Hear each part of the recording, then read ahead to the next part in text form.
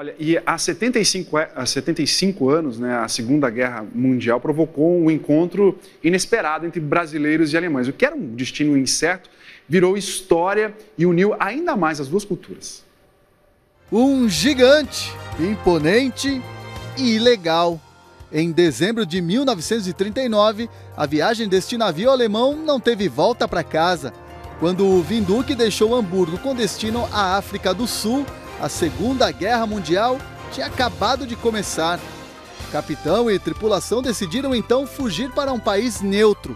Com o navio descaracterizado e nome novo, o destino foi o Brasil. Mas na chegada ao Porto de Santos, uma surpresa. Deram o nome de Santos Maru, para disfarçar. E o prático achou estranho, né? Porque Santos Maru havia saído 2 dias antes, coincidentemente. Quando chegou lá, ele viu que só tinha loiro, olho azul, ele viu que tinha alguma coisa errada ali. Considerados foragidos, a tripulação do Windhoek, mais de 250 alemães, foi levada para um campo de concentração no interior de São Paulo. Lá, Augusto e Hildegard começaram um relacionamento. Os dois trabalhavam no Windhoek. O casal teve uma autorização para fazer a cerimônia dentro do navio. Auguste e Hildegard tiveram um filho, Karl Johann, o primeiro brasileiro a nascer num campo de concentração. Sua matéria-prima importada montado aqui, né?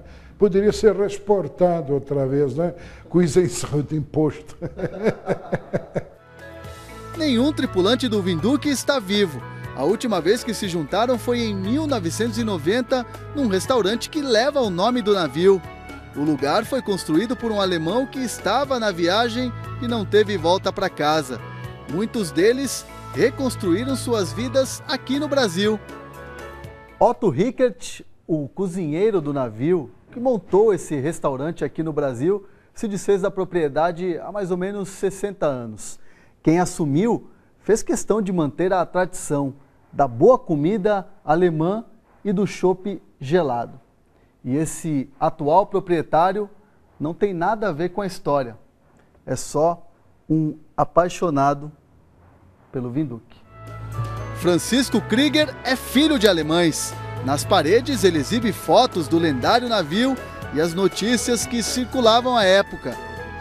Um cabide, um lenço da primeira classe e muitas histórias para contar. Aqui, Chico imortalizou a vida do gigante alemão. Realmente é uma história que é um capítulo da história do mundo, né? Da guerra de 1900 que terminou em 1945. No dia em que alemães e brasileiros vão se enfrentar no futebol, Francisco, Karl e os outros 250 tripulantes do Windhoek provam que a palavra duelo não cabe bem para essas duas bandeiras.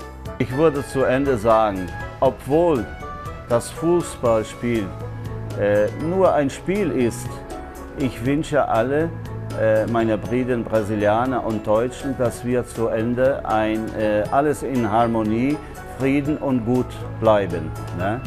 Danke.